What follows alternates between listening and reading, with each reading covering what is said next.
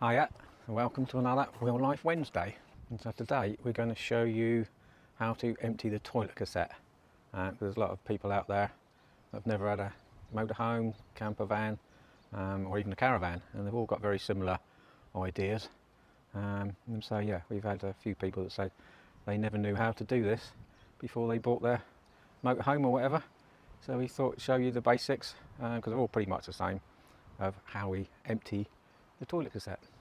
So most vehicles have got a little hatch like this, a little square hatch somewhere. Sometimes in camper vans they're buried inside the door, in the back doors, something like that, but most of them are on the outside. And then we open them up, and with this one we've got what we call a SOG system on there, so we have to undo this, but most people have just got the basic toilet cassette. We have a little bung which we plug in there. I keep some gloves on there, which is always handy. Sometimes you're having to lift old sewage drain covers and things like that.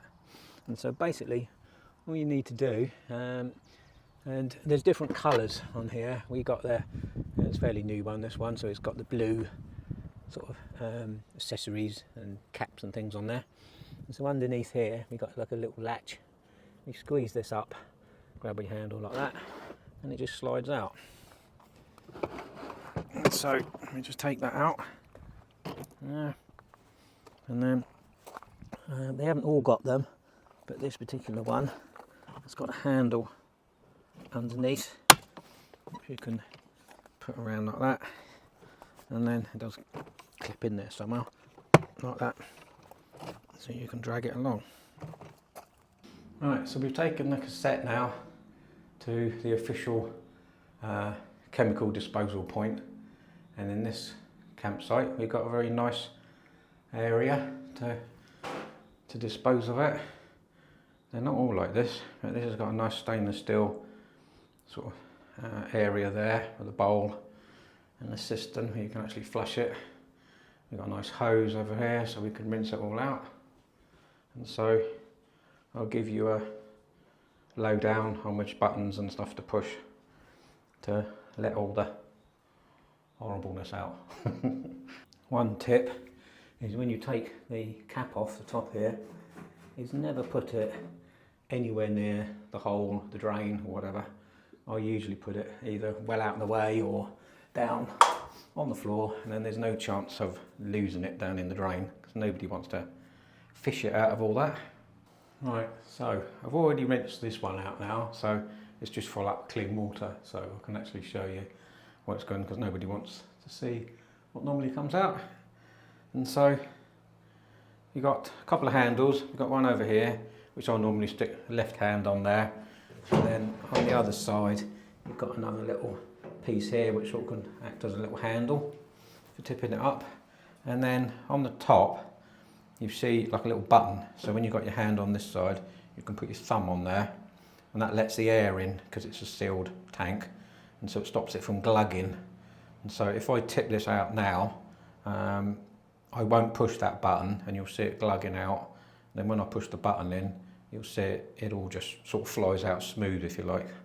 So I'll just tip it up one-handed, and then it glugs. Push the button in and it just all flies out.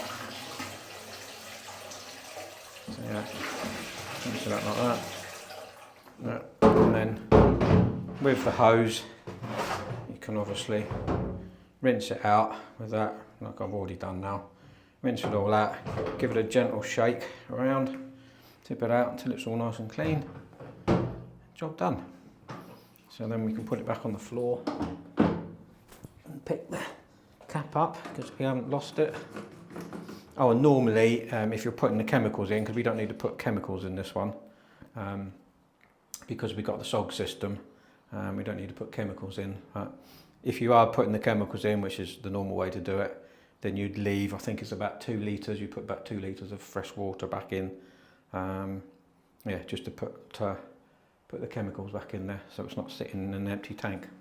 This site has got this nice little facility but some other sites you go to that are just really basic, and you've got just a field and a drain, and it's usually a septic tank or something like that.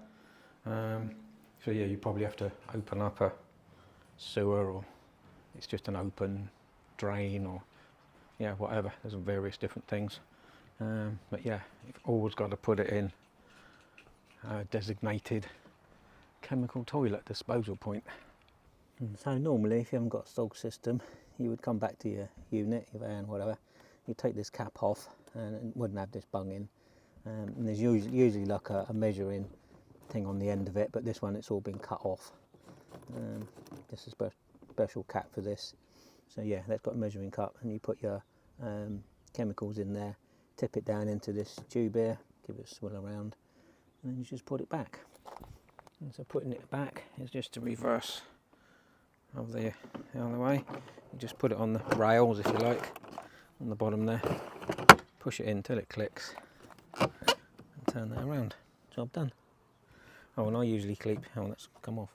I usually keep a little thing of hand sanitizer in there as well, which is always nice, but that seems to have broken off now, so that might be not any good anymore. But yeah, it's always nice to be able to clean your hands off a little bit before you even get inside and wash them properly.